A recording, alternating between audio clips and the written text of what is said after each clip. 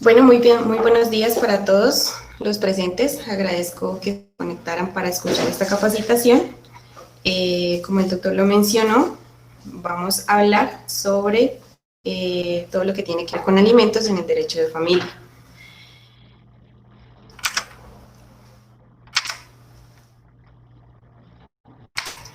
Vamos a empezar definiendo qué son los alimentos. Los alimentos son todos aquellos medios indispensables para que una persona pueda satisfacer sus necesidades básicas, variando estas según la posición social de la familia en la que ha crecido.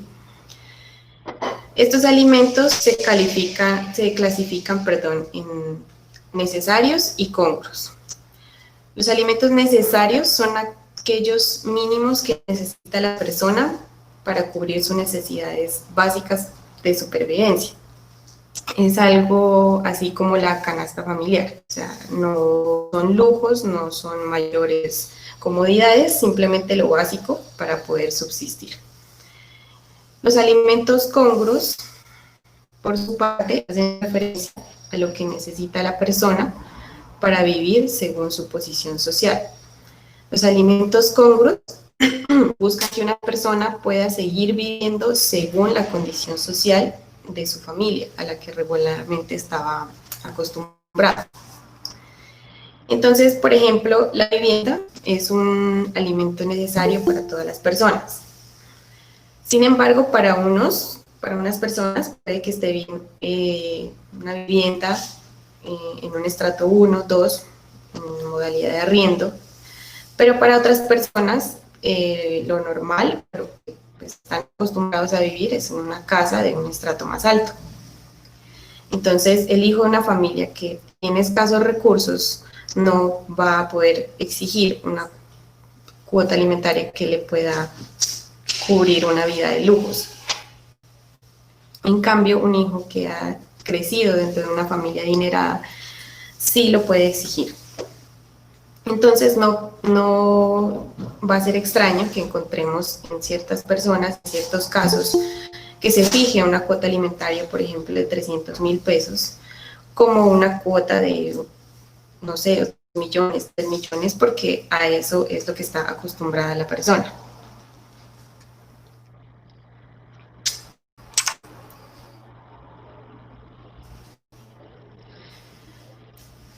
La pensión de alimentos comprende vivienda, transporte, vestuario, entre otros. Sin embargo, cuando se trata de alimentos que se deben a menores de edad, el artículo 24 de la Ley 98 de 2006 ha establecido que los alimentos son lo que es indispensable para el sustento. Entonces, incluye los alimentos propiamente dichos, o pues la comida, para que se entienda. También incluye vivienda, sea arrendamiento, sea familiar. Incluye el vestido también, o sea, que la persona le prevea mudas de ropa. Por lo general siempre se pactan 2 mudas de ropa en el año, una en junio y otra en diciembre, pues es lo que generalmente se hace, pero igual es, digamos, como se organice, como se fije. También incluye la educación, está lo que es la pensión del colegio, si está estudiando en un colegio privado el menor, o si está estudiando en un colegio público en el cual no se paga pensión, pues se ha de pagar una matrícula, la cual debe también incluirse en esa cuota alimentaria. O también los implementos que él necesite para su estudio, tanto uniformes, útiles escolares, todas estas cosas incluye también. También está la asistencia médica, o sea, el menor debe estar afiliado a una EPS y como cuota alimentaria, pues el padre está cotizando ese servicio. Y además de esto, pues cubrir unos gastos o de medicinas o medicamentos que, como sabemos, algunas EPS no nos cubren. ¿Listo? Entonces, estas medicinas que se van a tener que pagar, pues debe cubrirse por medio de la cuota alimentaria. También esta norma nos habla de la recreación de los menores, entonces es que el menor está en una escuela de fútbol, que lo van a llevar a la biblioteca o al parque, todas estas cosas que son recreación también tienen que ser cubiertas por esa cuota alimentaria, o sea, esa pensión de alimentos cubre todo esto que les acabo de mencionar. Incluso esta norma también habla sobre las mujeres en estado de gestación. Entonces, la madre en estado de embarazo puede también solicitar esa cuota de alimentos para que se cubran los gastos que ella tenga durante el embarazo y los gastos en que incurra en el parto.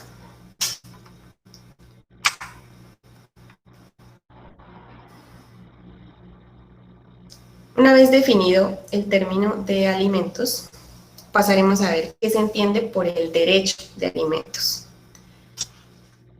Entonces diríamos que es un derecho subjetivo que faculta a una persona para exigir de otra los medios para su subsistencia, cuando ésta no se encuentra en capacidad de procurársela por sí misma.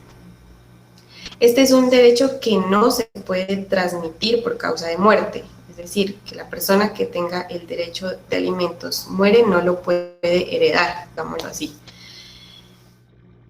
Tampoco se puede vender ni ceder de ningún modo. No se puede renunciar a él, o sea, no se pueden firmar documentos privados en los cuales yo renuncie a mi derecho de alimentos, eso no es válido.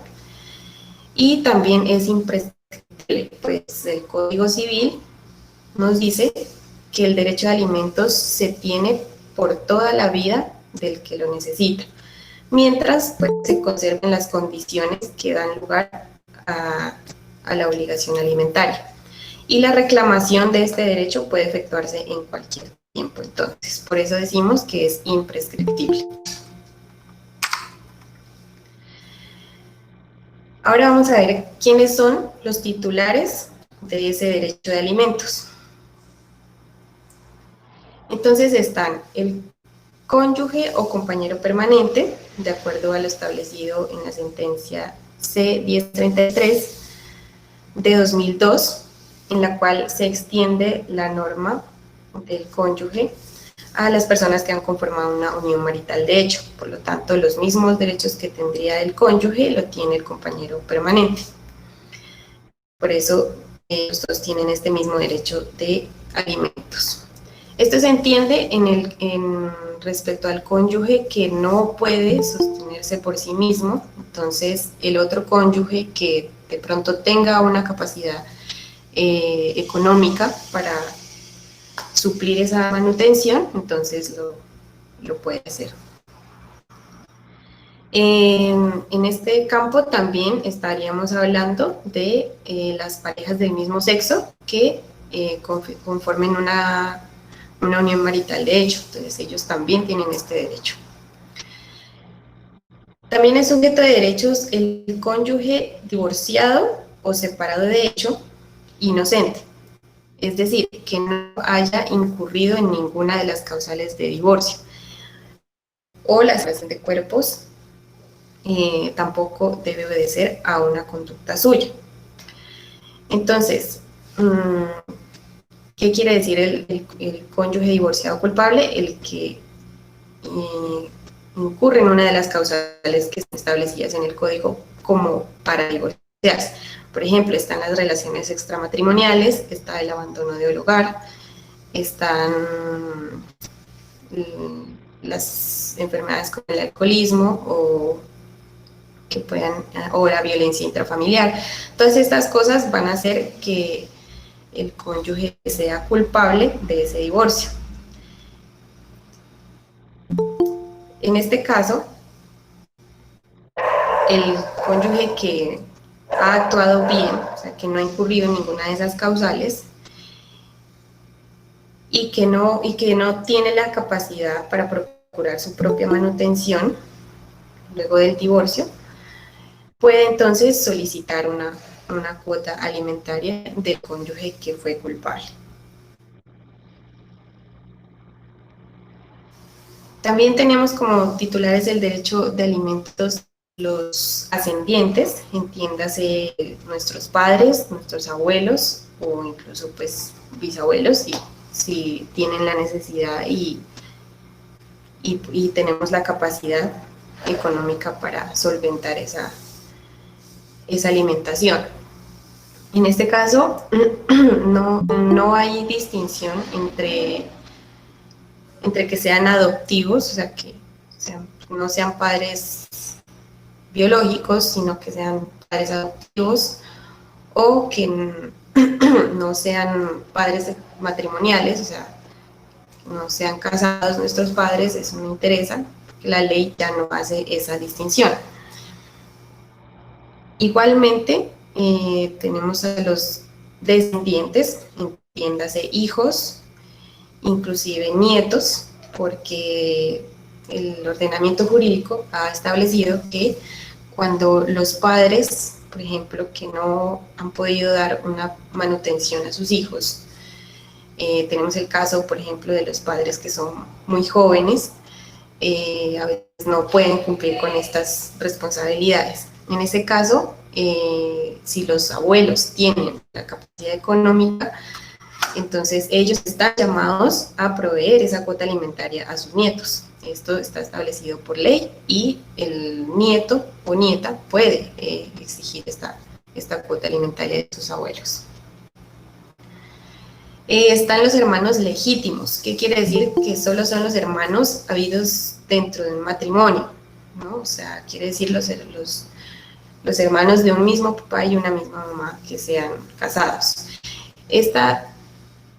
Esta parte de legítimos no ha sido aún controvertida ni ha sido declarada inexequible, por lo tanto está vigente. ¿Por qué? Porque la Corte Constitucional ha dicho que, pues, cuando son hermanos de diferentes matrimonios, de diferente papá, de diferente mamá, pues es probable que los hermanos ni siquiera se conozcan. Entonces es muy difícil imponerle a un hermano que le tenga que dar una cuota alimentaria a su hermano que pues no tiene la capacidad sin siquiera pues conocerse, sin ni siquiera haber convivido en familia. Entonces por ahora solamente hermanos legítimos. Por último tenemos que la persona que haya realizado una donación cuantiosa a otra persona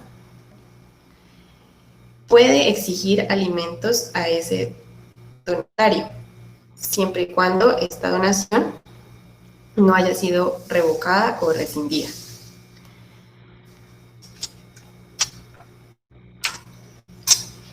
Bien, entonces ya visto el derecho de alimentos, vamos a ver la obligación alimentaria. La obligación alimentaria se fundamenta en el principio de solidaridad, según el cual los miembros de la familia tienen la obligación de suministrar la subsistencia a aquellos integrantes de la misma que no estén en capacidad de asegurársela o pues sufragársela por sí mismos. Entonces viene aquí el concepto de familia que está establecido en la Constitución como el núcleo básico de la sociedad. Entonces en este sentido se hace un llamado a las familias para que sean solidarios y procuren solventar a sus familiares, valga la redundancia. ¿Quiénes son los titulares de la obligación alimentaria? Pues tenemos que verlo entonces desde la perspectiva de los que tienen el derecho de alimentos. Entonces, si estamos hablando de los hijos, que si los hijos tienen el derecho alimentario, la obligación alimentaria será de sus padres. Si estamos hablando del cónyuge no culpable o inocente, ya lo vimos, entonces la obligación alimentaria viene del cónyuge culpable de ese divorcio. O como lo especificamos anteriormente, cuando se inicia el matrimonio y uno de los cónyuges no tiene la capacidad para solventarse, entonces la obligación alimentaria viene del cónyuge que tenga esa capacidad. ¿Listo? Esto viene pues de una de las obligaciones establecidas en la ley en el matrimonio, como es la ayuda mutua. Entonces, en esto se sustenta esta obligación alimentaria. Los requisitos para que se configure esa obligación alimentaria son, primero, que el peticionario o el que va a pedir esos alimentos los requiera, los necesite para sobrevivir o pues para vivir en las condiciones en las que estaba acostumbrado. Segundo, que la persona a quien se le piden alimentos tenga los recursos económicos para proporcionarlos, o sea, que de verdad tenga la capacidad económica, porque si no la tiene, pues tampoco podemos exigirle lo imposible. Y tercero, que exista un vínculo que puede ser de parentesco, como lo vimos en esposos, hijos, padres, o alguna situación que origine esa obligación, como lo que hablábamos con la persona que hace una donación a otra de prácticamente todo su patrimonio. Entonces ese vínculo de donación va a originar que surja esa obligación alimentaria. En cuanto a la tasación y el monto de la obligación alimentaria, o pues entendámoslos como cuota alimentaria, se tasará dependiendo de cada caso en particular, ¿sí? Y sobre todo de la capacidad económica del que está obligado a brindar esos alimentos. Aquí es importante anotar que en el caso de cuota alimentaria para menores de edad, en la legislación colombiana no existe una fórmula así exacta que determine la cuantía de la obligación a cargo de la persona que está obligada.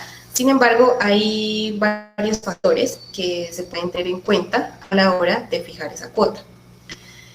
Estos son, por ejemplo, el límite máximo de la cuota de alimentos se ha establecido en el Código de la Infancia y la Adolescencia, que es 50% del salario o los ingresos que tenga el obligado. En este caso, pues hablamos de los padres, ¿no? O, como les dije anteriormente, pues de los abuelos. Entonces, el máximo es el 50%.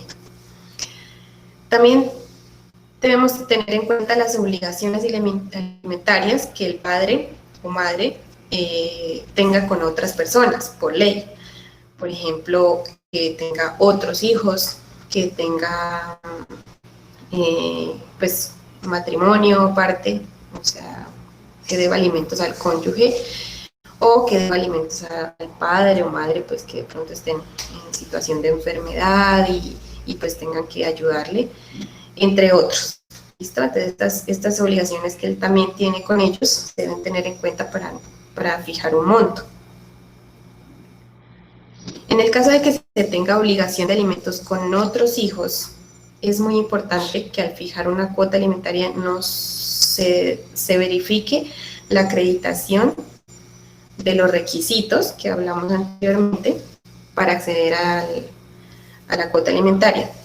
Pero además debe tenerse en cuenta el interés superior de los dos o más menores que sean del mismo padre, a fin de que con la determinación no se transgredan otros derechos fundamentales y conexos de los mismos. En otras palabras, el juez o la autoridad competente al momento de tomar su decisión en la fijación o también en la modificación de la cuota alimentaria debe ser precavido en prevenir futuros desequilibrios o desigualdades entre dos o más hijos menores que terminen pues por influir no solo en el ámbito económico de los padres, sino también en las esferas que mantienen el vínculo familiar. Entonces, por ejemplo, si el padre tiene ingresos de 1 millón de pesos y este padre tiene 2 hijos, un hijo solicita una cuota alimentaria de 400.000 y inicia un proceso, una demanda y solicita esta cuota. El padre presenta pruebas de que tiene otro hijo menor al que también debe alimentos, pero que no se encuentra fijada una cuota. Como lo vimos anteriormente, pues el límite es el 50% de los ingresos, en este caso estaríamos hablando de 500.000. Si se le va a fijar una cuota de alimentos a este menor de 400.000, entonces, ¿qué le estaríamos dejando al otro menor? En caso de que quiera también iniciar un proceso de fijación de alimentos. O pues simplemente que el padre voluntariamente le le suministra la cuota, cuánto le va a quedar. Entonces, esto va a generar una desigualdad entre ellos dos. Y sin importar si sus dos hijos son del mismo matrimonio, si son de diferente, ante la ley son iguales, tienen los mismos derechos y debe primar su interés por igual. Entonces, en este sentido, el juez no podría acceder a esa cuota de alimentos. Debe tener en cuenta la existencia del otro menor y fijar una cuota más baja. Otra de las cosas que podemos tener en cuenta pues son las necesidades reales, sociales y económicas del niño o niña que esté solicitando pues los alimentos. Sí, pues como le decíamos anteriormente, pues si está acostumbrada a una vida pues de lujos y eso pues está bien, pero si es una persona que vive en medianas condiciones y quiere pedir una cuota exorbitante, pues tampoco se puede acceder a ello. Y por último, pues se debe tener en cuenta si el obligado a suministrar esos alimentos no labora o sus ingresos son suficientes. El cálculo de la cuota pues se ha establecido que se determinará como presunción que él devenga un salario mínimo legal vigente. La duración de esta obligación. Entonces, ¿cuándo inicia esta obligación alimentaria? ¿Desde cuándo yo debo pasar una cuota alimentaria? Desde la primera demanda. ¿Esto qué quiere decir? Que si yo tengo 15 años y decido en este momento demandar a mi padre para una cuota alimentaria, desde este momento en adelante él tiene la obligación de cancelar mensualmente. Yo no puedo pedir todo lo de estos 15 años que no me canceló. Entonces los alimentos se deben es desde la primera demanda o pues desde la primera solicitud por conciliación, que ya lo veremos más adelante. ¿Y hasta cuándo se deben pagar estos alimentos? Entonces los alimentos, como lo vimos anteriormente, se entienden concedidos para toda la vida del sujeto de derecho de alimentos, siempre y cuando las circunstancias que dieron lugar a esa obligación se mantengan o continúen.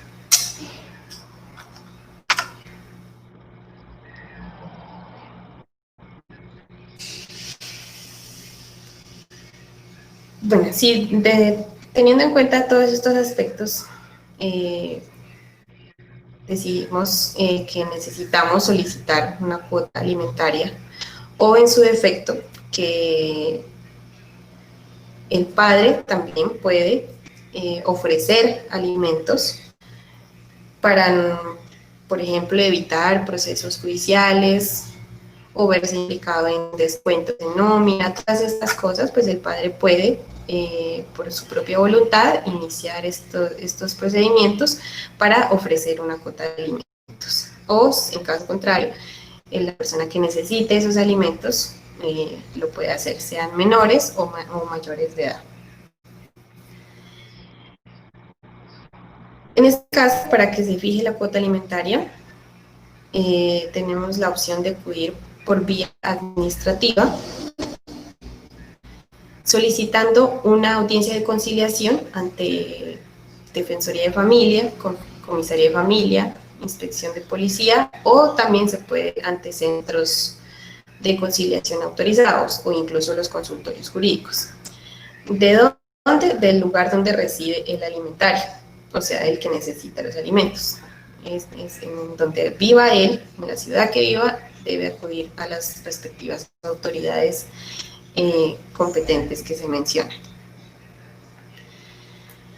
En esta conciliación, ¿qué se busca? Que se cite o se convoque al obligado alimentante, o si por el contrario se quieren ofrecer alimentos, entonces va a convocar al alimentario, al que necesita los alimentos, y se va a lograr y se va a buscar un diálogo para llegar a un acuerdo sobre el monto de la cuota alimentaria que se va a establecer.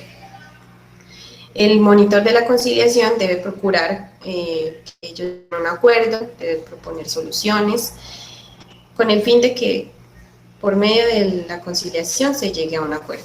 Entonces, si hay un acuerdo, se establece un acta en la cual se debe determinar la cuantía de la obligación. Entonces, tenemos que establecer cuánto va a ser el valor de esa cuota alimentaria. Para mayor seguridad jurídica, se recomienda establecer muy bien los montos y los conceptos, es decir, que si se va a dar un valor por alimentación propiamente dicha, o sea, comida, si, qué valor se va a dar por vestido, por educación y por salud. Todo esto debe quedar bien establecido y dentro de lo posible en más de dinero. No recomiendo, por experiencia profesional, que se pongan porcentajes o no del sueldo, porque pues realmente no se va a saber a futuro que si su salario va a variar o todas estas cosas. Entonces, a la hora de ser exigible, no vamos a tener inconvenientes. Entonces, es mejor fijarlo como una suma de dinero. Se va a establecer el lugar y forma de cumplimiento de esta cuota alimentaria. Es decir, pues, si se va a hacer en la ciudad, si se va a hacer de manera personal o si se va a consignar en alguna cuenta. Todo esto se va a establecer ahí. Se va a establecer también en qué fecha vamos a cumplir esas cuotas alimentarias. También podemos establecer la persona a quien se va a hacer el pago. Si, por ejemplo, estamos hablando de menores, entonces a quien se va a hacer el pago es a su progenitor que tenga la custodia. Puede ser la mamá o puede ser el papá. Si es un mayor de edad, entonces pues directamente a la persona se le haría el pago de esa cuota alimentaria.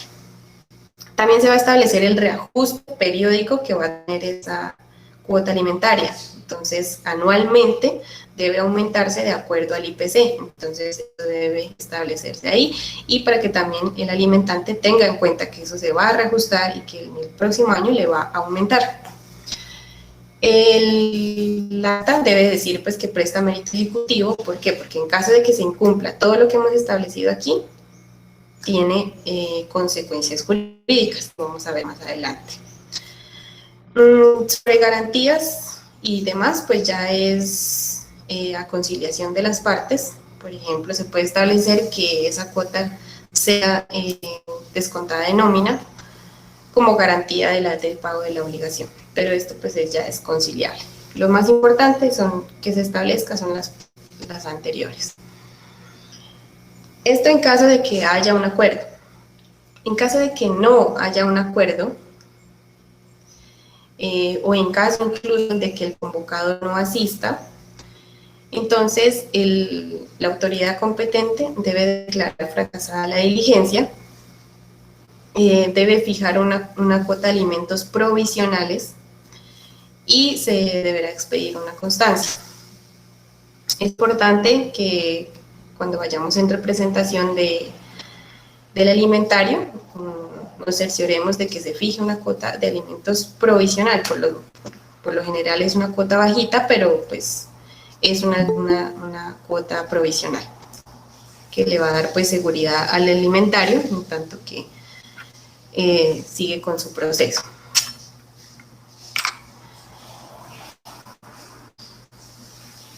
Si se logra la conciliación, pues ahí queda fijada la cuota.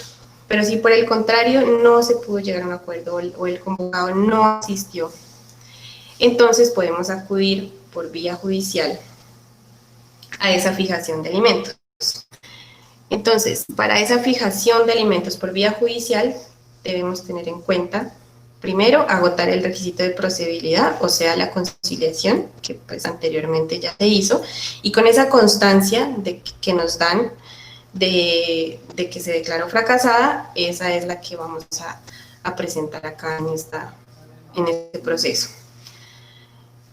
Los requisitos sustanciales para este proceso, pues es los mencionados anteriormente, es decir, que el peticionario necesite esos alimentos, que la persona a quien se pida tenga los recursos económicos y que haya un vínculo de parentesco o de hecho que pueda generar esa obligación. ¿cierto? Y los requisitos formales pues ya son ya para la presentación de la demanda, tales como otorgar poder al abogado que nos está representando, hacer una narración de los hechos, hacer las solicitudes, cuánto de cuota voy a pedir, cuánto para vestido voy a pedir. Todas estas hacen parte de las pretensiones de esa demanda y debo allegar las pruebas de que cumplo con esos requisitos que mencionamos anteriormente. Entonces, si voy a alegar que tenemos un vínculo de parentesco de padre o hijo, debo aportar el registro civil de nacimiento en copia auténtica o en original, pues si es posible. Debo también tratar de demostrar la capacidad económica del alimentante. Entonces, dentro de lo posible, no sé si de pronto hay bienes que él sea propietario o que él trabaje y te den un salario. Todas estas cosas las debemos aportar como pruebas. Y también debemos hacer una relación de gastos, que puede ser con soportes, para demostrar la necesidad de los alimentos. Una vez se presenta la demanda y es admitida por el juez, la debemos notificar al demandado para que él proceda a contestar la demanda como a bien tenga. Si va a decir no, no me parece, pues si no está de acuerdo, si no está conforme, va a decir no, esta es una cuota muy alta, entonces no, todo esto lo va a poder hacer en la contestación y también podrá presentar sus respectivas pruebas. O como le decíamos anteriormente, si tiene más hijos, este es el momento en el que él debe decir, aportar también los registros civiles de nacimiento y decir, miren, tengo más hijos, por lo tanto, esa cuota que me piden no puedo. Eso se va a hacer en la contestación de la demanda. Una vez ya se tiene todo esto, entonces se va a fijar fecha para audiencia. ¿Qué audiencia se va a llevar? La que se establece en el artículo 390 del Código General del Proceso. Es decir, que en una sola audiencia se van a llevar a cabo las establecidas en el artículo 372 y 373 del Código General del Proceso. Cuando estemos en audiencia, el juez vuelve a procurar una conciliación entre las partes para llegar a un acuerdo sobre la cuota. Si no lo hay, entonces prosigue con la audiencia, se hacen interrogatorios, se practican todas las pruebas y concluye entonces con una sentencia en la cual ya se va a definir una cuota alimentaria. Esta sentencia no es objeto de recurso de apelación porque, recordemos, es un proceso de mínima cuantía.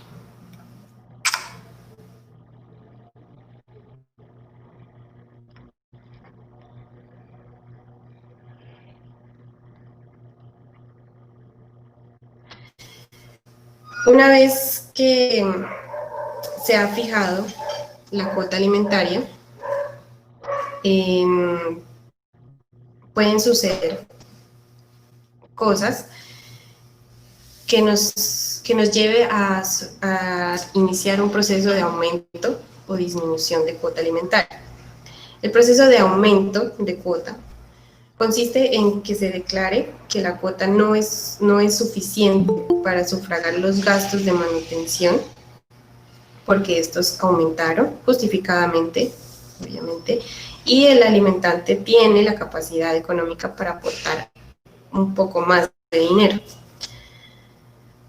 Entonces, los presupuestos fácticos van a ser justamente esos, que el alimentario necesita más dinero para sufragar sus gastos, pues de pronto si se trata, por ejemplo, de menores, ellos van creciendo y de pronto van necesitando más cosas, entonces en este caso pues justificadamente se entiende que sus gastos aumentan y que también pues el alimentante tiene esa capacidad o incluso pues de pronto gana más, entonces puede subir esa cuota alimentaria. Entonces en este caso podemos solicitarlo. Para este aumento de cuota también debemos primero agotar la conciliación, es decir, el requisito de procedibilidad, con el fin de que, pues, si es posible llegar a un acuerdo y que se aumente por vía de conciliación, pues es lo ideal. Si no, de todos modos debemos agotar ese requisito para ya iniciar un proceso. Requisitos formales para el aumento, entonces vamos a tener que aportar la copia de la sentencia del juez en la que se haya fijado la cuota alimentaria o el acta de conciliación en el que se señaló esa cuota. Esos van a ser los requisitos, acompañados también de los que se mencioné anteriormente, como registros civiles y pruebas que podamos hacer valer dentro del mismo. Este proceso igualmente se va a tramitar por el proceso verbal sumario. En sentido contrario, el proceso de disminución de cuota alimentaria busca que la cuota que ya se ha fijado, pues valga la redundancia, disminuya. En este caso, los presupuestos fácticos son que el alimentante, por ejemplo, ha perdido capacidad económica. Por ejemplo, el padre que fijó una cuota alimentaria tenía un trabajo y ganaba 2 millones de pesos. Entonces le fijó al menor una cuota alimentaria de 800.000, un ejemplo. Resulta que cambió de trabajo y ahora le pagan 2 millones o 1.500.000. Entonces, en este caso, pues le queda muy difícil el seguir cumpliendo con esa cuota de 800.000, así que él puede iniciar este proceso de disminución de cuota para que se modifique esa cuota fijada y él pueda seguir cumpliendo con su obligación. Igualmente, sea para aumento o sea para disminución, debemos primero intentar la conciliación. Igualmente, para disminución, si ya no hay conciliación y vamos a iniciar el proceso, debemos aportar la copia informal de la sentencia o acta de conciliación en la que se fijó y aportar también la constancia de fracaso de la conciliación que se haya intentado. También debe aportar el alimentante los soportes o pruebas de que acrediten que su capacidad económica ha cambiado en el sentido de que se ha reducido y que ese es el objetivo de hacer la disminución.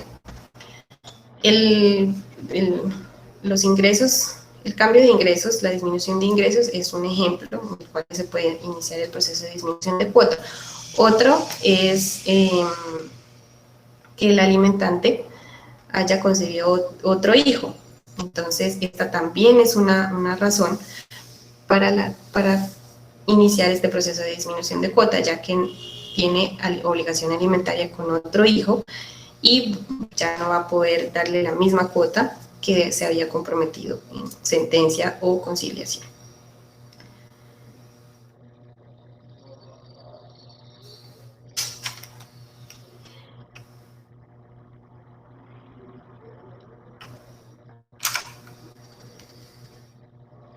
Una vez que la cuota alimentaria haya sido fijada o haya sido modificada, sea aumentada o sea disminuida, sea mediante acuerdo conciliatorio o por sentencia judicial, y el obligado a dar esos alimentos incumple el pago de estas cuotas, podemos acudir al juez a través del proceso ejecutivo de alimentos, que tiene por objeto obtener coactivamente el pago de cuotas alimentarias atrasadas y las que se causen en adelante.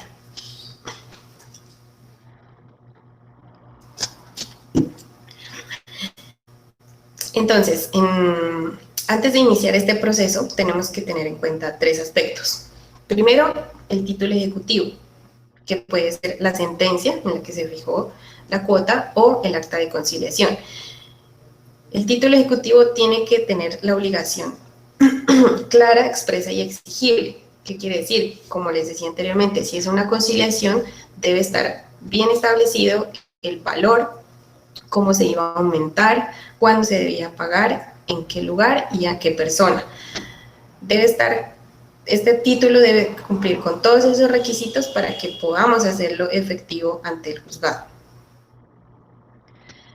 Segundo, hay que tener en cuenta que si bien es cierto, como les dije anteriormente, el derecho que yo tengo de pedir alimentos no prescribe. Sin embargo, cuando ya se ha fijado una cuota, cuando ya tenemos fijado una pensión alimenticia, esta tiene un periodo de prescripción de 5 años. Entonces, si ya han pasado los 5 años, yo no puedo pedir esas cuotas que ya se han fijado. Entonces, esto es muy importante tenerlo en cuenta antes de iniciar el proceso, porque si no, pues no lo van a inadmitir. Y tercero, tenemos que tener en cuenta que con este proceso se van a pedir unas medidas cautelares que en el proceso ejecutivo se pueden pedir como el secuestro y embargo de bienes, el embargo de salarios en los límites pues, que permita la ley, también se puede embargo de vehículos, o sea, necesitamos toda la información de los bienes o del patrimonio que tenga ese alimentante para poder solicitar las medidas cautelares pertinentes. Esto es importante porque si ese es el objetivo principal del proceso ejecutivo, que a través de las medidas coactivas logremos ese cobro de esas pensiones alimenticias atrasadas. Si no, pues básicamente el proceso no sirve.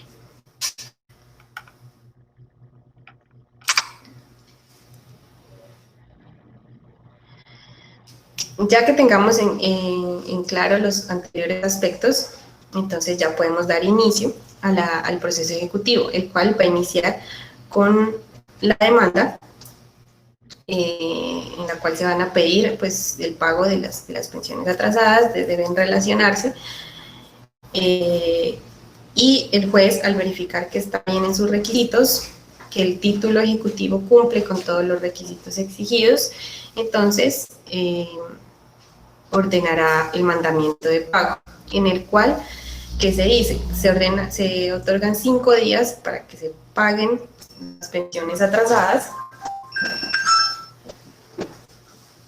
y otorga también 10 días para que se pueda contestar la demanda.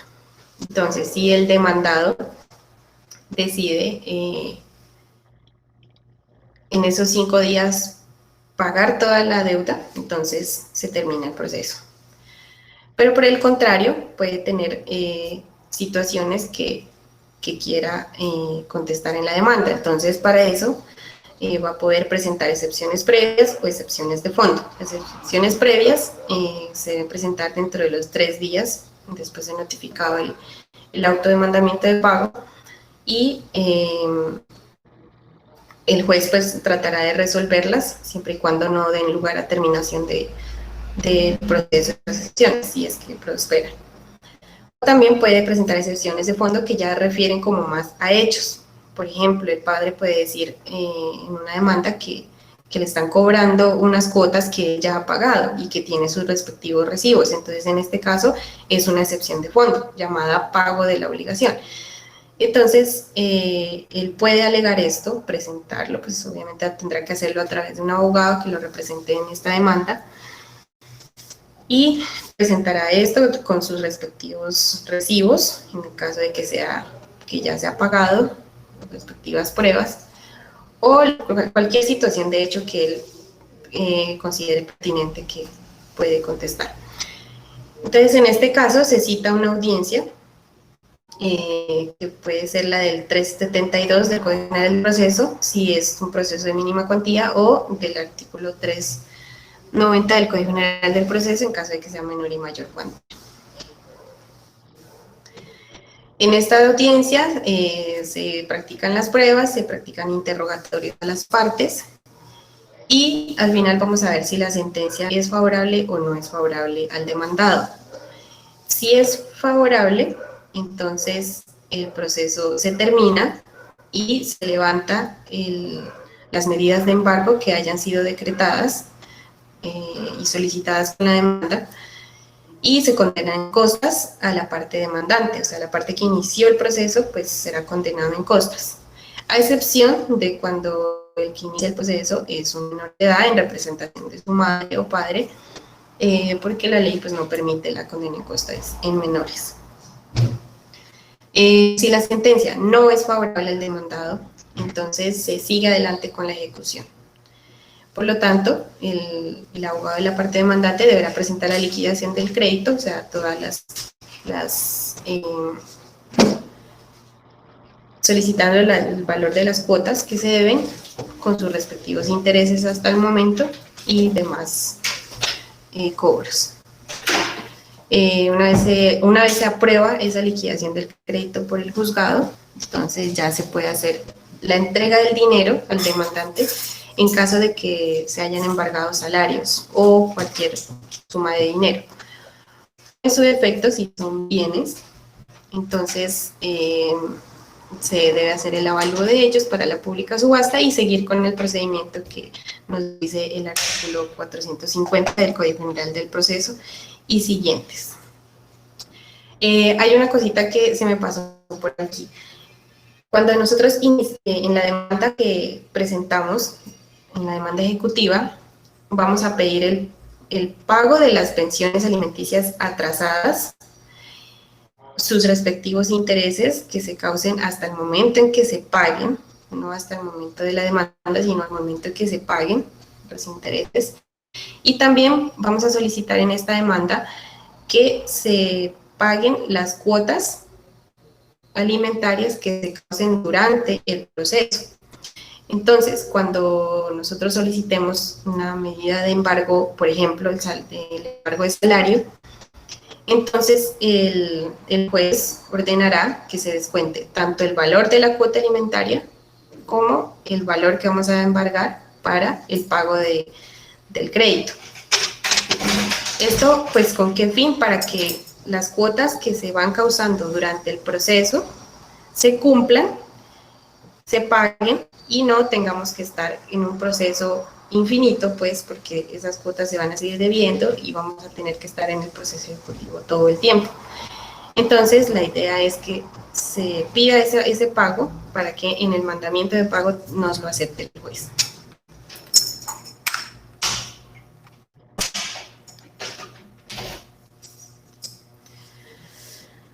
Bueno, después de esto vamos a ver qué pasa con la exoneración de cuota alimentaria. Este proceso tiene como objetivo liberar al alimentante de ese deber legal de proveer alimentos a ciertas personas. En este sentido, se puede llegar a suspender de manera circunstancial la prestación de alimentos, si cesa la situación en que la generó.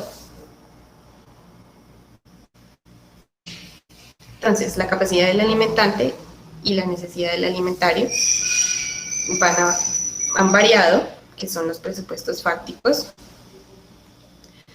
De lo contrario, pues la obligación alimentaria va a seguir vigente. O sea, estas dos cosas tienen que haber cambiado, si no, no se puede. Por ejemplo, estamos en el caso de hijos a quienes sus padres les deben alimentos y ya se ha fijado una cuota. Hablemos pues del padre que no tiene la custodia, que es por regla general el que debe esa cuota de alimentos. Se tiene entonces que la creencia de que ese hijo puede exigir alimentos hasta los 18 años, ¿sí? Ya, porque se entiende pues que a esa edad ya tienen las capacidades para asumir sus responsabilidades, pues para poder trabajar y generar sus ingresos y con eso suplir su propia subsistencia. Entonces, en ese caso, cambiaría la circunstancia que dio lugar a la obligación alimentaria, que cuál era la imposibilidad que tuviera para suplir su propia subsistencia, ¿no? Ahí cambiaría esta situación, entonces daría lugar a que se exonere de cuota alimentaria. Sin embargo, si ese hijo que ya ha cumplido 18 años está estudiando o tiene alguna discapacidad que le impida obtener el sustento por sí mismo, la obligación de suministrar la cuota alimentaria persiste mientras esta circunstancia se mantenga así. De manera que ya no será solo hasta los 18, sino que pues por vía jurisprudencial se ha establecido que hasta los 25 años yo tengo esa obligación de suministrarle alimentos mientras el hijo o hija no puedan, por razones de estudio o de discapacidad transitoria, no generar ingresos por sí mismos. En el caso de que el hijo o hija tenga alguna discapacidad permanente, sea física o sea mental, en este caso la obligación sí va a ser por toda la vida de él, porque él no se va a poder sanar para poder ya empezar una vida normal en la que pueda generar ingresos. Entonces, en este caso sí, independientemente de la edad, va a tener que seguir supliendo esos alimentos. ¿Qué pasa cuando no se tienen recursos para seguir cumpliendo con esa cuota alimentaria? Esta es una causal pues, para suspender ese pago de alimentos, ¿sí? Aunque la prestación va por toda la vida del alimentario, se debe tener en cuenta las condiciones del nacimiento de la obligación, que es la capacidad del alimentante y la necesidad del alimentante. Pero si no se posee los recursos o simplemente es imposible continuar con la prestación, se debe buscar este procedimiento o al menos una suspensión temporal de estos alimentos hasta tanto revivan las condiciones de capacidad económica del alimentante para que él pueda continuar generando ingresos para suplir esta cuota. Pues ya hablamos de casos ya muy extremos en que el alimentante, no sé, entrar en insolvencia absoluta o realmente pues tuviera alguna enfermedad, cualquier cosa que le impidiera de verdad continuar con esa cuota. O porque si solamente se trata de que han disminuido en una medida sus ingresos, entonces debemos iniciar el proceso de disminución de cuota alimentaria. Este ya sería un caso totalmente extremo. También este proceso nos sirve para la extinción de alimentos al cónyuge. Entonces, en esos casos que hablábamos anteriormente, en los que se fija una cuota de alimentos para el cónyuge que no tiene la capacidad de mantenerse, el otro cónyuge que sí la tiene debe suplir esos alimentos. Entonces, el pago de esos alimentos al cónyuge no culpable, por ejemplo, o al cónyuge que no tiene la capacidad, se entiende que debe hacerse para toda la vida. Sin embargo, la responsabilidad de la cuota de alimentos al ex cónyuge, puede extinguirse en el momento en que la persona que se beneficia de esa alimentaria vuelva a contraer matrimonio, constituya una unión marital de hecho con otra persona o ya tenga ingresos propios con los cuales pueda suplir sus necesidades. Entonces, en estos casos ya se extingue esa obligación alimentaria y opera este caso de la exoneración de cuota alimentaria. Entonces, por ejemplo, si una persona proporcionaba una cuota de alimentos a su ex esposa por 500.000 pesos, pero se entera que dentro de poco va a contraer nuevamente matrimonio o sabe que ya hace tiempo convive con otra persona, esto pues ya lo exime de tener esa obligación alimentaria. ¿Por qué? Porque han cambiado esas circunstancias que generaron la imposición de esa cuota alimentaria, que son los presupuestos fácticos. ¿Listo? En este caso también debemos buscar la conciliación primero y en caso de que no, ya acudir ante un juez a través del trámite del proceso verbal sumario del artículo 390 del Código General del Proceso.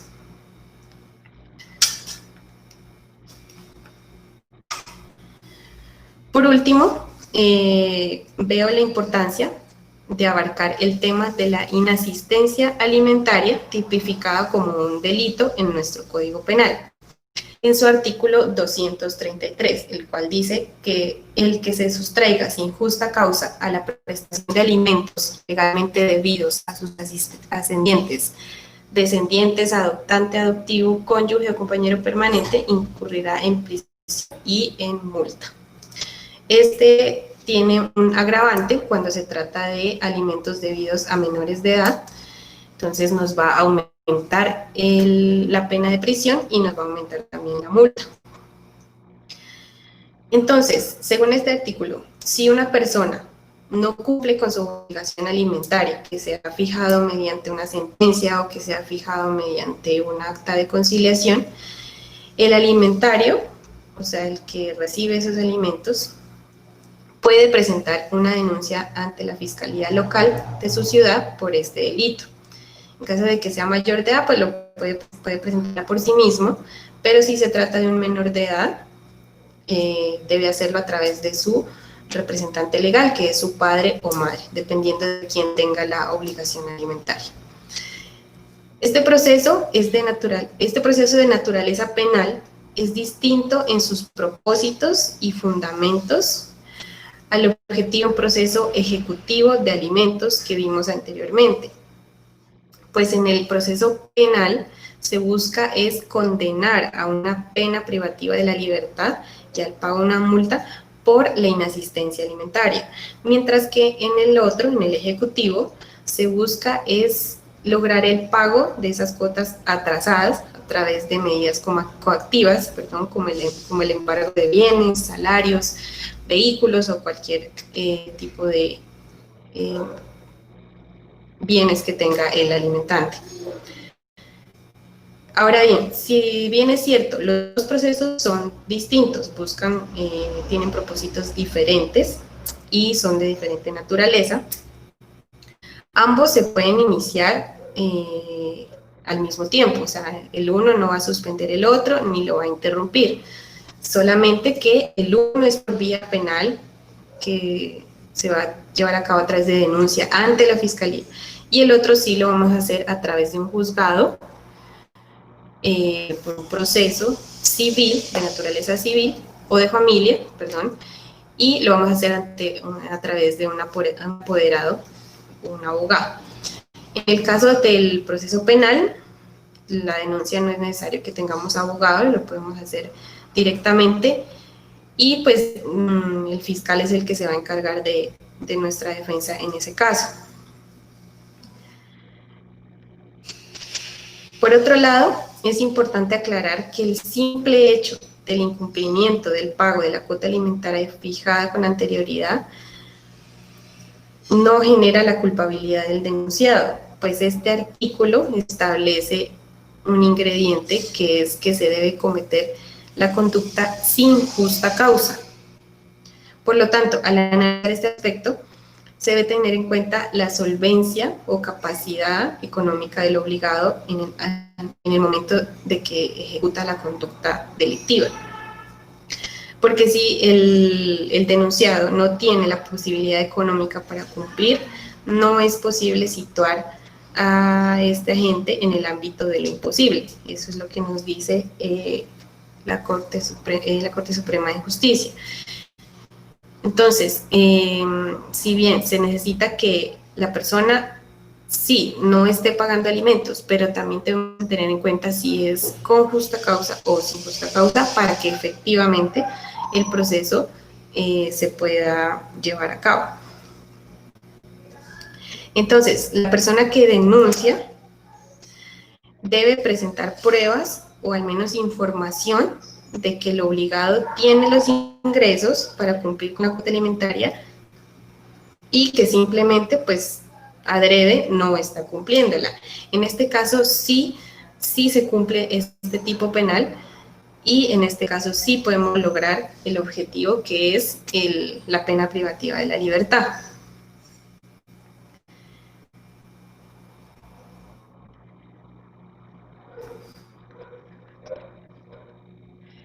Se recomienda en estos casos para los padres que tengan a cargo esa cuota alimentaria o las personas pues como los cónyuges que tengan a cargo esa obligación, en el momento en el que no puedan cumplir con esta cuota alimentaria, realicen un proceso de disminución, por ejemplo, en caso de que sus ingresos sean más bajitos, o realicen un proceso de exoneración si consideran pues que ya no pueden o no deben seguir cancelando esa cuota, con el objetivo de que no se presenten estas denuncias, ya que esto de todas maneras una denuncia nos genera un antecedente.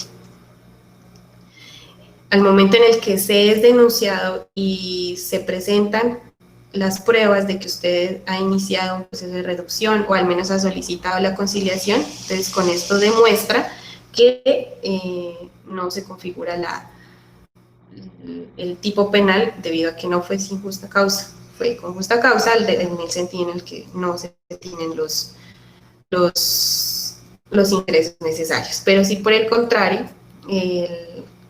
la persona que denuncia lleva un certificado laboral o lleva un certificado de que usted se encuentra cotizando salud y pensión a través de su empresa, que es su empleadora, entonces todas estas cosas van a jugar en su contra y se puede generar la consecuencia jurídica de la privación de la libertad. Por eso esto hay que ponerle bastante cuidado y ser bastante diligente.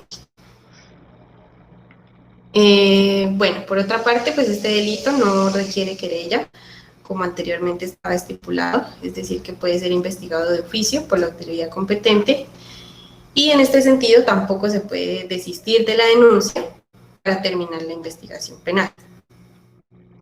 De acuerdo con la reforma a la Ley 906/2004, a este delito de inasistencia alimentaria se le va a aplicar el proceso penal abreviado, establecido en el artículo 534. La preclusión la puede solicitar el fiscal de conocimiento cuando el infractor de la norma realice el pago total de lo debido en el momento en que ha sido denunciado, o puede llegar a un acuerdo de pago mediante conciliación en la misma fiscalía, que ellos están prestos a procurar la conciliación entre las partes, ya que el objetivo último sería la privación de la libertad, pero en primera medida se busca la solución del conflicto a través de la conciliación. Entonces, en caso de que se llegue a un acuerdo, entonces el fiscal solicitará la preclusión. Esto es todo lo que tiene que ver con alimentos. Hemos terminado aquí, no sé si tengan alguna pregunta.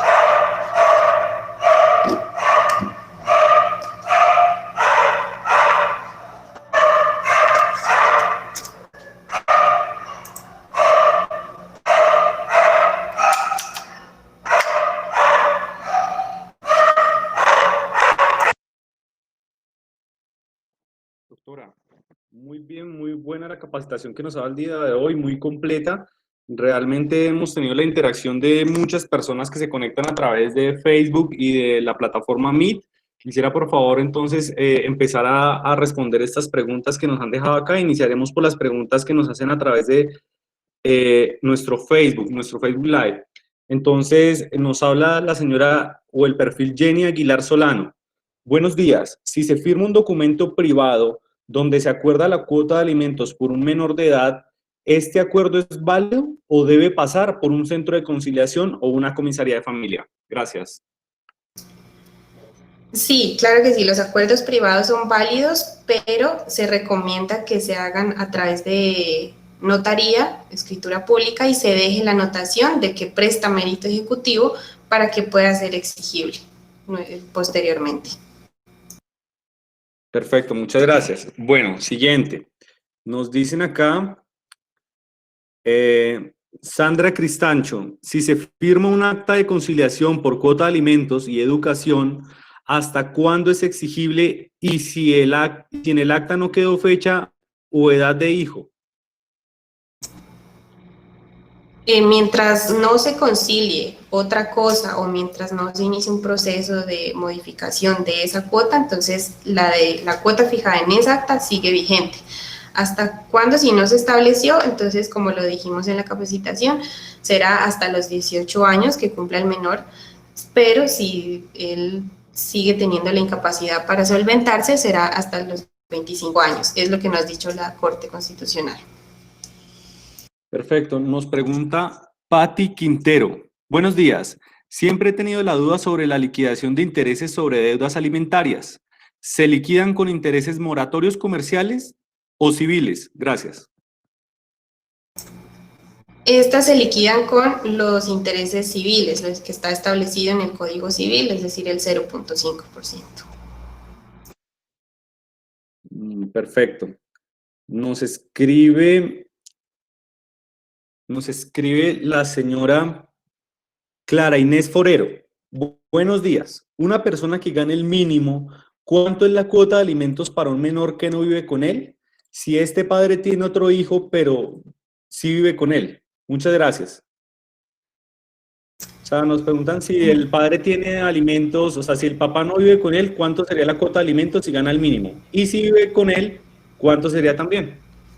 Bueno, como lo dijimos en la capacitación, independientemente de los hijos, si son de diferentes matrimonios, si viven o no viven con ellos, todos los hijos tienen igualdad de derechos. Por lo tanto, si estamos hablando de que la persona gana un salario mínimo, los dos menores tienen derecho a el valor que dé hasta el 50% de ese salario mínimo. Entonces, creo que el salario mínimo está como en 840, algo así. Entonces sería la mitad de eso. Debe fijarse una cuota equitativa entre los dos menores, no importa si viven o no viven juntos. Perfecto, nos pregunta Clarine Forero nuevamente, esa cuota que se le da a la madre del menor, ¿qué cubre? Esto depende de cómo está establecido en el acta de conciliación o cómo se haya establecido mediante sentencia, porque podemos dar un valor que incluya tanto el vestido como la educación, como los alimentos propiamente dichos, la asistencia médica. Como lo dije en la capacitación, es mejor dejarlo muy específico en cualquiera de las dos instancias, justamente para saber si el valor cubre todo eso o hace falta algo más.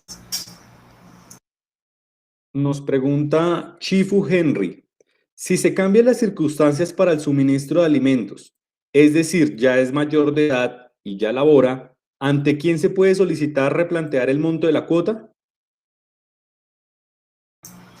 Pues si ya el hijo es mayor de edad y se puede comprobar que él ya está laborando y generando sus propios ingresos, podemos iniciar el proceso de exoneración de cuota alimentaria, no de disminución, sino ya podemos exonerarnos de esa cuota alimentaria.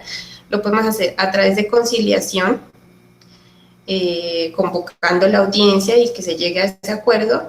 Y si él no está de acuerdo, que es lo que generalmente pasa, entonces acudimos ante el juez y se lleva a cabo el proceso. Nos pregunta Clarine Forero, un padre ha dejado de darle al hijo, por decir, unos 3 años seguidos. ¿Cómo puede arreglar esas cuotas faltantes? Bueno, como son 3 años, no ha operado todavía la prescripción. Por lo tanto, podemos iniciar el proceso ejecutivo para cobrar esas cuotas. Es importante hacerlo de una vez antes de que se nos pasen los 5 años. Igualmente, cada cuota, pues a partir de cada cuota serán los 5 años, pero de todos modos es importante hacerlo rápido. Es importante tener en cuenta qué medidas qué medidas cautelares podemos pedir sobre los bienes del alimentante. Y esto por el lado del proceso ejecutivo, pero también podemos entonces hacer la denuncia ante la Fiscalía por inasistencia alimentaria.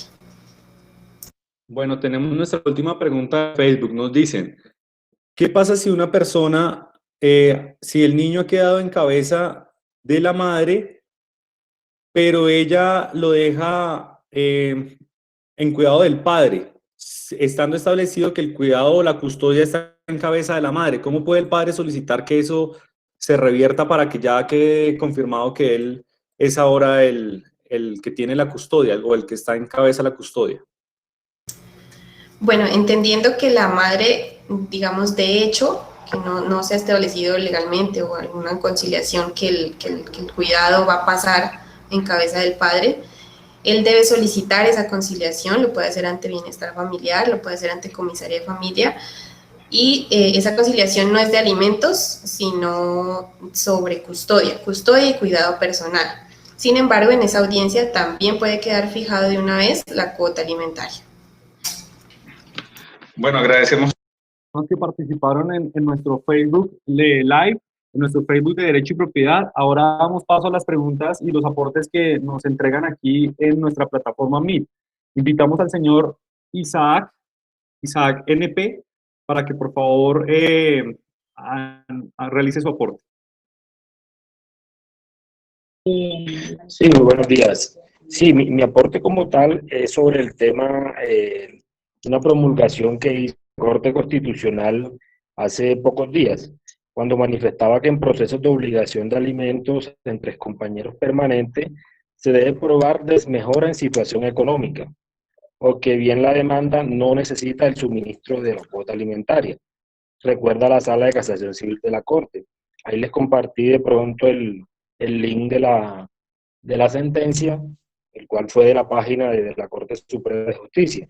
Y tengo una pregunta para el caso, para la doctora, es sobre si de pronto esos incumplimientos o esas cuotas dejadas de pagar por alimento son instadas aparte de los intereses. Doctora. No, no, no son indexadas, son, o sea, solamente se hace la liquidación con los intereses que se hayan causado, como lo mencioné, de acuerdo al Código Civil, con el 0.5%, pero no, no son indexadas. Ok, muchísimas gracias.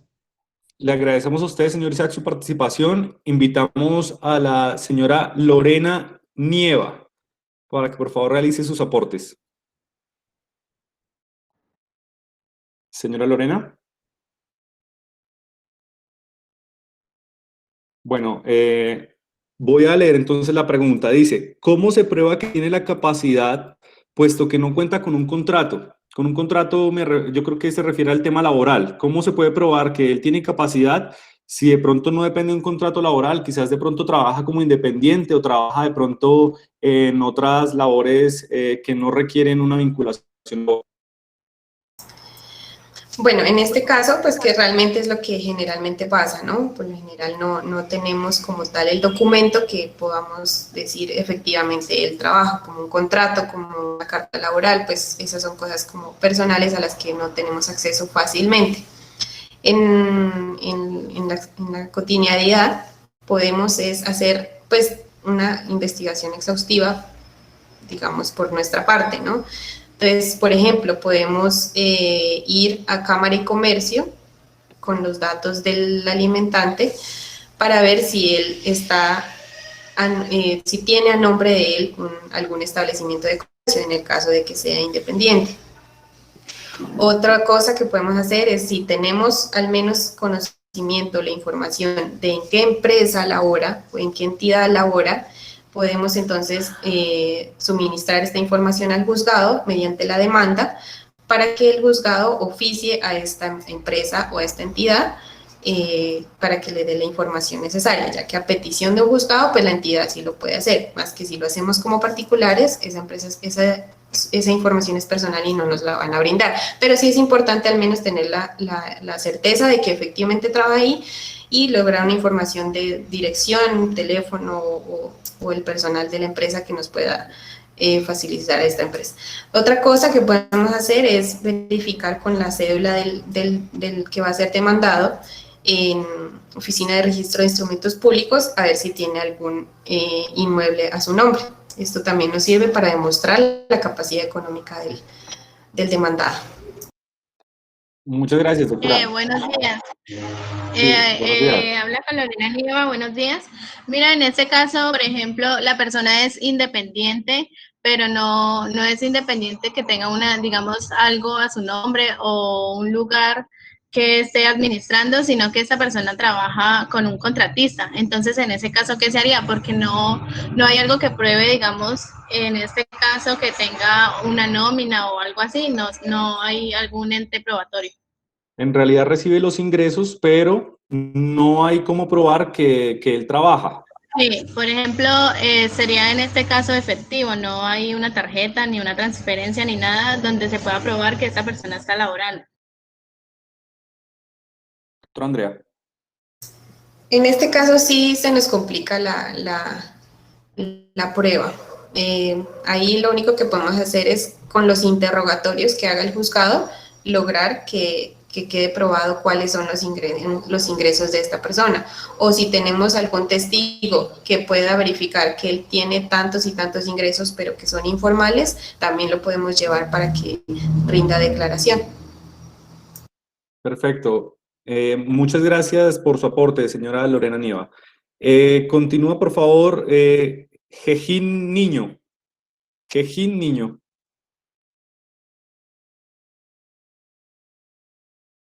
Bueno, entonces me permite leer la pregunta. ¿Sería correcto hablar de pretensión del 50% de alimentos sin respetar el mínimo vital de quien debe alimentos, en el supuesto de que solo ganase 1.000.000 de pesos? Sí, sí, la ley ha establecido que cuando se trata de alimentos, entonces no hay menoscabo como en otros créditos, que uno no puede tocar, digámoslo así, el salario mínimo, solamente puedes embargar o cobrar lo que exceda a ese salario mínimo, incluso en una quinta parte. Sin embargo, cuando se trata de alimentos, sobre todo para menores de edad, por protección a ese interés del menor, sí, en este caso sí podemos fijar una cuota de alimentos del 50%, así sea un salario mínimo. Hay que tener en cuenta también que ahorita pues 1.000.000 de pesos supera lo que es un salario mínimo. El salario mínimo está en 877.802 pesos, entonces claramente digamos que lo mínimo sería el 50% de ese valor. Bueno, nos pregunta nuevamente la señora Lorena Nieva, ¿qué pasa si se llega al acuerdo y hay incumplimiento? Si llegamos a un acuerdo, sea privado o sea por conciliación, y hay incumplimiento, entonces este documento nos sirve para iniciar el proceso ejecutivo que vimos, o también, como les mencioné, podemos presentar la denuncia ante la Fiscalía por incumplimiento. Bueno, vamos a continuar entonces con las preguntas, pero antes quisiera mencionar lo siguiente. Es muy importante esta imagen que ven aquí, la gran feria de servicios jurídicos que se hará el 26 y 27 de junio, para que por favor entren a la página web, se inscriban. Si tienen consultas relacionadas con este tema de alimentos o con cualquier otro tema de su interés, por favor no olviden inscribirse. Pueden hacerlo a través de la página www.derechoypropiedad.com. Allí pueden inscribirse y se les asignará una cita el 26 o 27 de junio para que tengan la consulta en el tema de su interés. Bueno, seguimos con el señor Milton Calderón.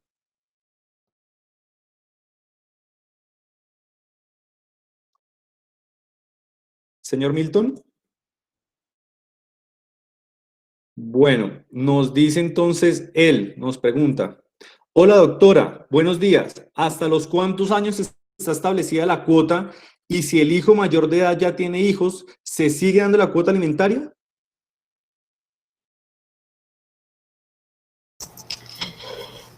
¿Hasta los cuántos años? Como lo vimos, hasta los 18, digamos, en primera medida. Si él ya tiene Perdón.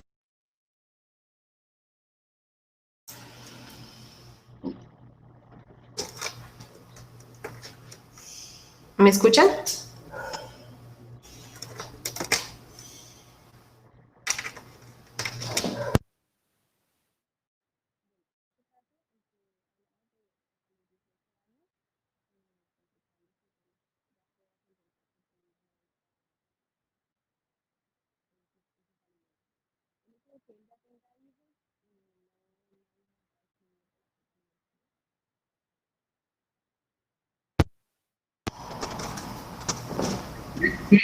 Doctor, ¿tiene algo más?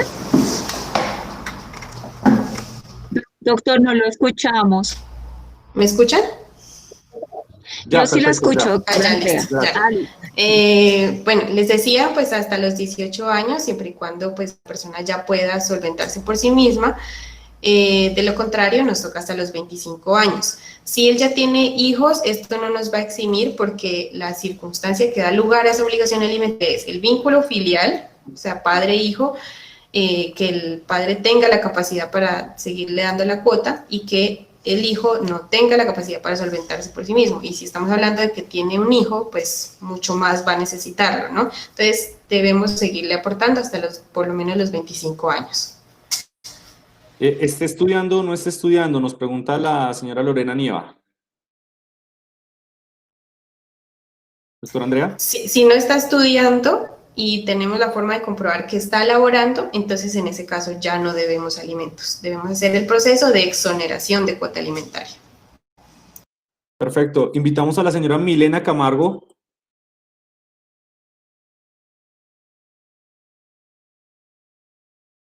Milena Camargo nos pregunta, si el alimentante es una persona asalariada y tiene fijada una cuota alimentaria, pero por las dificultades laborales y económicas que transcurren durante la crisis sanitaria se ha retrasado en 2 cuotas, ¿da cabida a configurarse la cuota penal de inasistencia alimentaria o es potestativo del ente acusador? No, no. Si hablamos de la conducta de tipo penal, no se configuraría porque, como lo vimos, el elemento esencial es que sea sin justa causa. En este caso, pues obviamente ha sido una pandemia que ha afectado bastante, entonces hay una justa causa. Entonces el tipo penal no se configuraría. Sin embargo, respecto al cobro ejecutivo, ese sí se podría realizar. Incluso, pues se recomendaría iniciar un acuerdo para disminuir esa cuota para que no se le sigan causando para después un cobro ejecutivo. Perfecto. Invitamos a la señora Olga Delgado para que realice su aporte. Señora Olga. Bueno, nos dice, causales que generan la pérdida de la patria potestad son por maltrato habitual del hijo, en términos de poner en peligro su vida o de causarle grave daño, por haber abandonado al hijo, por depravación que los incapacite de ejercer la patria potestad, por haber sido condenados a pena privativa de la libertad superior a 1 año. Muchas gracias, señora Olga, por su aporte. ¿Cuánto es la cuota alimenticia en porcentaje, doctora? Nos pregunta el señor Jairo de la Cruz. No, como lo mencioné en la capacitación, no hay un porcentaje establecido, ni tampoco hay una fórmula que diga cuánto específicamente, sino que es la autoridad pues competente, sea el conciliador o sea el juez, van a mirar que los elementos que se deben tener en cuenta, como la capacidad o el límite, que el límite sí se ha establecido en un 50% de los ingresos del alimentante. Esto es lo que debemos tener en cuenta, pero como tal no hay un porcentaje o una fórmula para establecerla. Perfecto, invitamos al señor Julián Andrés Jiménez para que realice su pregunta. Buenos días para todos. Doctora, yo tengo una pregunta, un casito. No sé qué opinan los doctores. Si una persona tiene fijada una cuota alimentaria de 300.000 pesos, pero no la ha querido pagar y para evitar el proceso penal solamente consigna 10.000 pesos mensuales de manera sucesiva, ¿no se tipificaría el delito de inasistencia? Porque está pagando algo, al menos algo mensualmente, sucesivamente, o sí, es mi pregunta. No, en este caso debemos hacer como la investigación de si efectivamente él no está generando ingresos, porque si los está generando, si está de alguna manera trabajando con alguien o en alguna empresa, en algo y que nosotros podamos aportar esa información a la fiscalía, el hecho de que consigne 10.000 teniendo una cuota de 300.000 y está laborando no lo exime de esa responsabilidad penal. El eximiente del delito es que efectivamente no cuente con esos ingresos y que le sea imposible pagar esa cuota, pero no lo va a poder hacer, no se va a poder eximir consignando 10.000. Sí tiene la capacidad para hacer un pago al menos mayor, si no los 300, al menos un pago mayor. Entonces todo depende de la información que le llevemos a la fiscalía o las pruebas que le podamos aportar. Listo, doctora, muchas gracias, muy amable. Perfecto. Vemos que hay muchas preguntas relacionadas con este tema y quisiéramos nuevamente invitarlos a la Gran Feria de Servicios Jurídicos. Para quien lo necesite, por favor, inscríbase en la página de Derecho y Propiedad y el 26 o 27 podrá consultarnos su caso para que podamos ayudarle a solucionarlo. Invitamos a la señora Ana Cayón, de la ciudad de Santa Marta. Ana Cayón.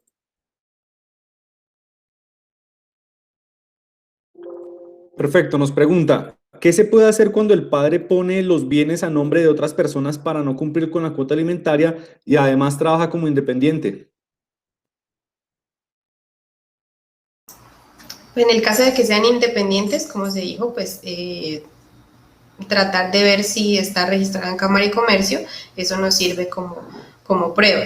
En caso de que realice negocios para poner a nombre de otras personas las cosas, podemos de pronto ver la posibilidad de iniciar un proceso de simulación, porque a veces se simulan compraventas, se simulan negocios justamente solo para eso, para defraudar. Entonces, hay que ver la posibilidad de un proceso de simulación para que eso se rescinda, o sea, ese negocio que él ha celebrado simulando se devuelva y el inmueble quede a nombre de la persona.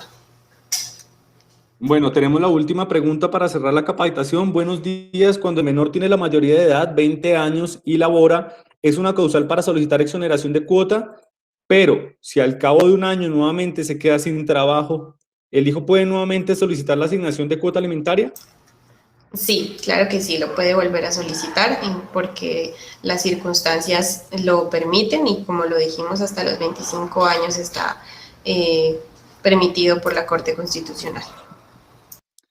Bueno, muchísimas gracias para todos. Realmente ha sido una capacitación muy importante. Como hemos visto en el día de hoy, se han conectado más de 100 personas a través de nuestras plataformas, aquí en Meet, en nuestro Facebook de Derecho y Propiedad. Por favor, no olviden dejarnos su evaluación de la capacitación. Para nosotros es muy importante sus comentarios y que nos evalúen para mejorar. Sin embargo, le agradezco mucho a la doctora Andrea Játiva por esos conocimientos y por esa capacitación. Fue muy bien estructurada y realmente nos ha dejado muchos conocimientos. Doctora, muchas gracias. No, muchas gracias a ustedes, gracias por conectarse, por escucharme. Estamos a su servicio con todas las preguntas que tengan. En cualquier momento nos pueden contactar. Muchas gracias a todos. Perfecto, igualmente, para las personas que nos preguntan si las capacitaciones quedan grabadas o quedan de pronto alojadas en un sitio, claro, pueden ingresar a nuestro Facebook de Derecho y Propiedad, ahí quedan alojadas las capacitaciones, también en YouTube encontrarán las capacitaciones de este y otros temas, todos los temas que hemos tratado. Los invito nuevamente para que por favor repliquemos esta información, repliquemos estas importantes capacitaciones que se vienen haciendo, invitarlos el día de mañana a la capacitación de propiedad horizontal, va a estar muy importante en estos temas realmente de propiedad horizontal. Hay muchas consultas que a través de este tiempo de pandemia y en general surgen, entonces por favor conéctense con nosotros a través de Derecho y Propiedad en su Facebook Live o a través de esta plataforma Meet, inviten a más personas. Realmente es muy importante que todos conozcamos estos temas. Si tienen una consulta, si de pronto requieren del apoyo de un abogado, inscríbase a la gran feria de servicios jurídicos. Vemos en este momento en la pantalla en la información, es el 26 y 27 de junio. Simplemente es que usted entra a la página www.derechoypropiedad.com, en el banner donde está la imagen, se registra, se inscribe. Le asignaremos un abogado, una fecha para que se comunique con usted, lo llame entre el 26 y el 27 de junio. Esta consulta no tendrá ningún costo y será muy beneficioso para usted porque lo podremos ayudar con su caso. A todos, muchísimas gracias por aceptar nuestra invitación. Recuerden que el día de mañana es a las 10 de la mañana, mañana viernes 10 de la mañana, propiedad horizontal. No olviden conectarse con nosotros. Cualquier apoyo que requieran, están nuestros números de contacto. Derecho y Propiedad está para su servicio. Muchísimas gracias. Dios los bendiga.